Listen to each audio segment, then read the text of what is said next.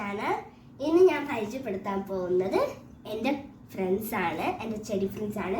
ഇത് കലാത്യ, ഇത് green സീസി, black സീസി, പിന്നെ എൻജോയ് പോത്തോസ്.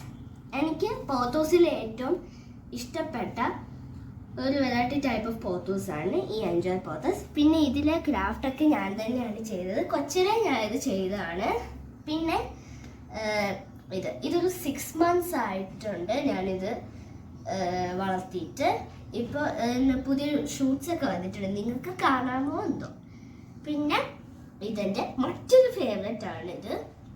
ഇത് നല്ല പോസിറ്റീവ് വൈബൊക്കെ തരും. മാത്രമല്ല എൻ്റെ അപ്പാർട്ട്മെൻറ്റിൽ നല്ല ഗുഡ് ഫ്രഷ് എയറും തരുന്നുണ്ട്.